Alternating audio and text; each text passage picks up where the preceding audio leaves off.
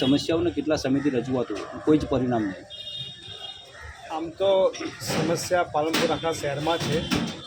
નગરપાલિકા પ્રાથમિક સુવિધા આપવામાં સાવ ઊણી ઉતરી છે.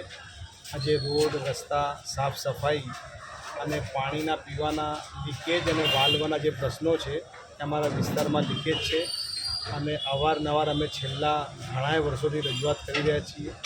પણ વિશેષ અને 4 અને 5 નંબરના વોર્ડ માટે આજે અમે અહીંયા ધરણા પર બેઠા છીએ અને મારી સાથે મારા સાથી સદસ્યો અને બીજા કોંગ્રેસના આગેવાનો અને આમ પ્રજા જોડાઈ છે અત્યારે. અને જ્યાં સુધી મારા વિસ્તારની ચીફ ઓફિસર અને પ્રમુખશ્રી મારા સાથી સદસ્યો સાથે મુલાકાત લઈ અને કામગીરી શરૂ નહીં કરાવે અને જે કામોમાં આશ્વાસન નહીં આપે અને ખાસ કરીને ભૂગર્ભના હાઉસ કનેક્શનની કામગીરી અને જે અત્યારે મુખ્ય રોડો છે અને એને પીસીસી સાથે વર્ક કરવાનું કામગીરી શરૂ નહીં કરે ત્યાં સુધી અહીંયાથી ઉઠવાનું નથી. કેટલા વર્ષોથી આ સમસ્યાનો અનુભવ આવે છે? મને 4.5 વર્ષથી ચૂંટાઈ થઈ ગયા છે અને આ 4.5 વર્ષથી તો સમસ્યા છે જ.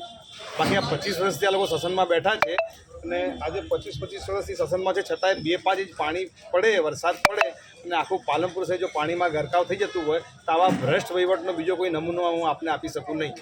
આવા નવા પાલિકા પ્રમુખ ચીફ ઓફિસરને મળવાનું થતું હોય, શું કહે છે તમારી સમસ્યાઓ? નહીં, એમને મળીએ તો કે ભાઈ તમારી કામગીરી થઈ જશે. ના પાડે તો આપણે એમને કંઈ કહીએ ભાઈ હા પાડે છે કામ નથી કરતા. આ તબક્કે મારી આપને વિનંતી છે કે ચીફ ઓફિસરને અને આપ પ્રમુખને કહો કે ભાઈ એમને કીધું છે કે તમે મીડિયા સાથે જાઓ અને વિસ્તાર અમારા જોઈ લો તો એમને તમે દેખાડજો એમને કે ભાઈ ખરેખર શું પરિસ્થિતિ આપ બી વાકેફ થશો કે 4 અને 5 નંબર વોર્ડની અત્યારે પરિસ્થિતિ શું છે.